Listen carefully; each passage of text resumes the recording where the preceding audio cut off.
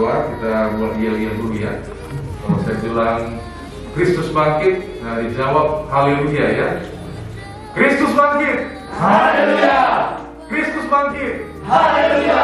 Kristus bangkit. Haleluya. Mari kita bersatu dalam doa. Kami akan merenungkan firman-Mu ya Tuhan. Berbicaralah kepada setiap kami. Dalam nama Yesus kami berdoa. Amin. Nah, jika ada kerabat kita yang meninggal dan kita tahu bahwa mayatnya, jasadnya sedang dalam perjalanan dibawa oleh ambulans, biasanya itu keluarga akan ngumpul di rumah ya, menanti dan menunggu melihat jasadnya. Dan apa yang terjadi ketika kalau pintu ambulans dibuka ternyata nggak ada jasadnya? Pasti heboh ya, panik ya, semuanya pasti heboh. Karena wah kok bisa. Nah di Yohanes 20 ini ya 1-18 kita membaca bagaimana Maria dikatakan tadi pada hari Minggu pertama. Pada hari pertama minggu itu. Jadi hari sebelumnya adalah hari Sabat dan hari pertama adalah hari Minggu. Kenapa kita rayakan hari Minggu sebagai waktu ibadah kita sekarang, bukan hari Sabtu? Ini bukan Sabat ya. Minggu bukan Sabat. Karena fokus kita adalah Yesus. Yesus bangkit pada hari yang ketiga. Nah, Maria Magdalena beserta murid yang lain, Simon Petrus dan Yohanes yang menulis surat ini datang ke sana. Dan kalau kita baca dari ayat 1 sampai 10, jelas bahwa mereka tidak mengharapkan Yesus itu bangkit. Itu makanya mereka cari apanya? Mayatnya. Di mana ada yang nyuri mayatnya? Yang Maria harapkan adalah melihat mayatnya. Karena kalau ada kerabat kita meninggal, kalau kita belum melihat jasadnya, kita belum merasa yakin ya. Dan pada hari itu, pada hari Jumat waktu Yesus disalibkan dan mati, itu tidak melewati rumah duka. Jadi dia langsung dikuburkan. Jadi wajar mereka mencari Yesus, mencari mayatnya Yesus. Dan kita lihat bahwa ekspektasi mereka hanya ingin melihat mayat saja. Dan ini sesuai dengan ajaran agama Yahudi pada waktu itu, bahwa kebangkitan itu nanti akan terjadi pada waktu yang akan datang, bukan saat itu. Nah, itu makanya kalau dipikir-pikir kenapa Paulus begitu benci terhadap orang percaya mula-mula? Karena bagi Paulus, ide bahwa Mesias mati disalibkan, ini ide yang sangat kurang ajar. Dan Paulus orang yang terdidik. Jadi kalau Mesias utusan Tuhan yang membawa nama Tuhan yang diurapi bisa disalibkan, dibunuh sedemikian rupa, ini sangat mengolok-olok kepercayaan Yahudi. Itu makanya sekalipun dia orang yang beragama kan, karena dia juga belajar agama, sangat membenci kekristenan pada mulanya. Dia meminta surat untuk membunuh semua orang yang percaya, karena bagi dia adalah ini sangat memalukan. Makanya di 1 Korintus 15 ayat 17 sampai 18, 1 Korintus 15, sama-sama kita baca. Dan jika Kristus tidak dibangkitkan, maka sia-sialah iman kamu, dan kamu masih hidup dalam dosamu. Demikianlah binasa juga orang-orang yang mati dalam Kristus. Kata Paulus, sia-sia, nggak mungkin. Kenapa? Karena bagi Paulus nggak mungkin Mesias itu harus mati. Dan akhirnya kenapa Paulus bertobat? Karena dia bertemu dengan Yesus yang telah bangkit. Dan itu memutarbalikkan pemikirannya. Kenapa konsep dia berubah? Kenapa berubah? Josie bisa pinjam buku liturginya 3.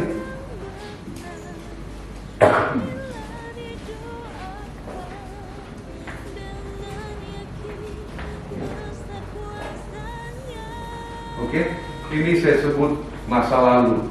Ya, masa lalu. Ini saya sebut masa kini. Ini saya sebut masa depan. Dalam konsep ajaran agama Yahudi, kebangkitan itu hanya terjadi di masa depan.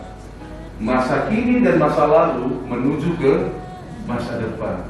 Tetapi Yesus menarik masa depan, sebagian masa depan ke dalam dirinya.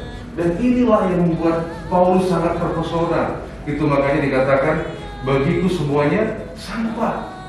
Dan sampai hari ini kira-kira adakah penemuan manusia yang bisa mengalahkan mati dan bangkit kembali? Tidak ada, ini tidak manusiawi. Itu makanya ini mendatangkan, wah nggak mungkin dan lain sebagainya. Kenapa? Karena Yesus menarik sebagian masa depan kepada dirinya. Kira-kira ada penemuan yang begitu canggih hari ini? Adakah mobil listrik sekeren itu? Adakah keluar angkasa sekeren itu? Enggak. Kenapa? Karena kita tetap menyanyikan forever ya. Kenapa? Orang pengen hidup selamanya. Dan kalau kehidupan setelah kematian tidak ada, maka kita akan berpikir hidup ini sia-sia.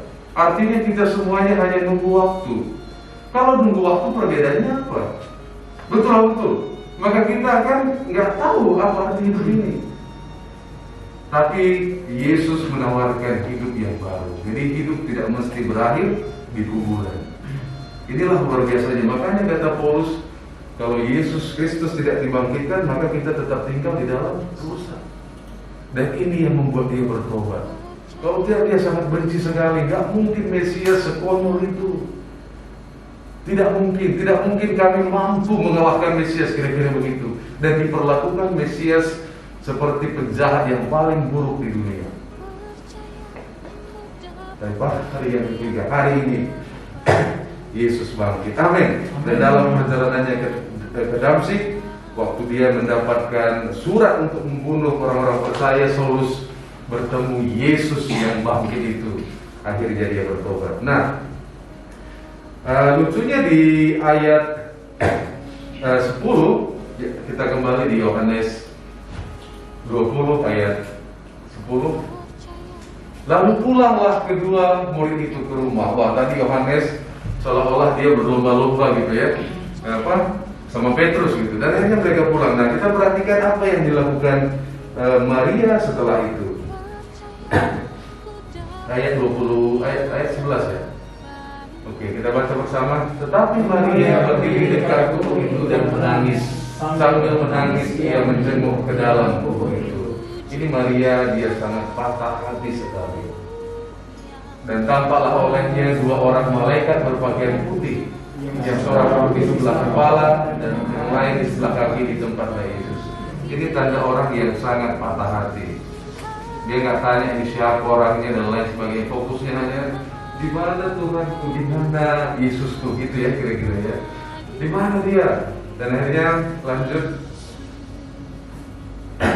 Kata malaikat-malaikat itu kepadanya, "Ibu, mengapa kau menangis?" Jawab Maria kepada mereka, "Tuhanku telah diambil orang dan aku tidak tahu di mana dia diletakkan. Saya sedang cari mayatnya, hati saya sangat remuk, sudah disiksa dan lain sebagainya. Ini kok dicuri lagi, mayatnya pun dicuri gitu. Sepertinya nggak habis-habis." Ayat berikutnya. Sesudah berkata demikian, ia menoleh ke belakang dan melihat Yesus berdiri di situ, tetapi dia tidak tahu bahwa itu adalah Yesus. Dia sudah lihat, tapi karena hatinya hancur, dia tidak tahu. Dan ini menarik apa yang dikatakannya. Setelah itu, kata Yesus kepadanya, "Ibu, mengapa kau menangis? Siapakah yang kau cari?" Maria menyangka orang itu adalah penuntut taman, lalu berkata kepadanya, "Tuhan, jikalau Tuhan yang mengambil dia, katakanlah kepadaku, di mana Tuhan meletakkan dia, supaya aku dapat mengambilnya, supaya aku dapat mengangkatnya."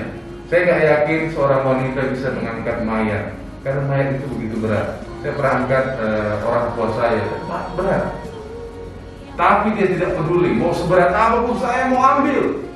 Wah, ini hatinya benar-benar hancur. Dia pengen sekali bertemu. Dan akhirnya dengan satu perkataan, "Maria." Wah, kenapa sih Maria langsung tahu itu Yesus? Karena mereka memiliki hubungan. Dia tahu itu suara gurunya, "Rabuni," artinya guru. Dan apa yang terjadi? Dia langsung pegang, dia langsung coba lanjut. Kata Yesus, "Janganlah kamu pegang aku, sebab aku belum pergi kepada Bapa, tetapi pergilah kepada." Kira-kira gimana nada Yesus setelah Kamis Putih kemarin? satu-satu meninggalkan ruangan ini, saya juga melihat kaki saya sering meninggalkan Yesus. Ya, waktu itu kita memperingati hari Rabu, Kamis ya, Kamis Putih. Dan semua murid meninggalkan Yesus. Waktu Yesus ditangkap semuanya kabur. Dan gak hanya kabur, salah satu menjual, ada lagi yang mengutuki kan, Yesus siapa itu? Sampai 3 kali. Kira-kira setelah bangkit, kira-kira apa yang dikatakan? Apa kira-kira respon kita? Kalau manusia mungkin nggak seperti, tapi dikatakan pergilah kepada. Nah, dan saya yakin Yesus bilang, pergilah kepada saudara-saudara itu. Enggak, pergilah katakan kepada saudara-saudaraku. Dan ini mengingatkan saya kepada Yusuf yang dijual oleh saudara-saudaranya, yang seharusnya mengasihi dan melindunginya. Tapi dikatakan, pergilah kepada saudara-saudaraku dan katakanlah kepada mereka bahwa sekarang aku akan pergi kepada Bapakku dan Bapakmu, kepada Allahku dan Allahmu, karena Dia adalah yang sulung di antara kita, Dia adalah yang tertua di antara kita semua. Dan berikutnya, Maria Magdalena pergi dan berkata kepada murid-murid, aku telah melihat Tuhan, dan juga bahwa Dia yang mengatakan hal itu kepadanya. Nah, ada yang banyak orang berkata bahwa kisah kebangkitan ini karangan. Pada konteks waktu itu, kesaksian seorang wanita di pengadilan tidak diperhitungkan. Jadi seandainya karangan, seharusnya dicari figur yang meyakinkan. Contohnya Hotman Paris, kalau ada ya sejenis itulah waktu itu di situ gitu. Jangan seorang wanita, karena wanita bersaksi di pengadilan ini nggak akan dipercaya. Dan ini terbukti di Markus 16 ayat 10 sampai 11. Markus 16 ayat 10 sampai 11. Kita baca bersama. Lalu perempuan itu pergi memberitahukannya kepada mereka yang selalu mengiringi Yesus dan yang pada waktu itu sedang bergabung dan menangis. Tapi ketika mereka mendengar bahwa Yesus hidup dan telah dilihat olehnya, mereka tidak percaya. Pada waktu itu kesaksian wanita tidak diperhitungkan. Mereka tidak percaya. Mereka mungkin sakit lagi menangis kan. Wah, Maria sudah mulutnya itu Maria, mungkin itu detailnya kan. Ya, tutup nanti mulutnya dia begitu dan sebagainya. Orang tidak percaya, ini tidak didetailkan. Dan akhirnya apa yang terjadi? Yesus, karena mereka tidak percaya, Yesus menyatakan diri dan meyakinkan mereka. Kira-kira apa perkataan Yesus yang pertama kalau ketemu murid-muridnya? Sial kali kalau itu kurang ajar. Kira-kira begitu.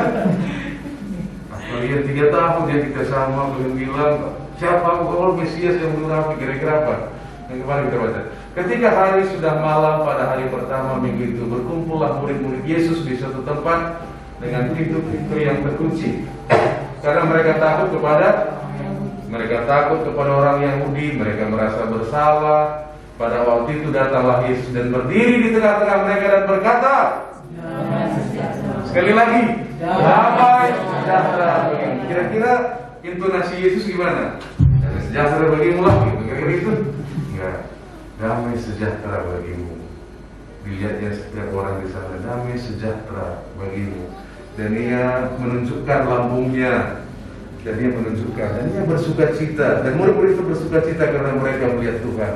Dan saya yakin waktu murid bersuka cita, ketawa lagi kalau gitu. Dan itu memang tujuan Tuhan.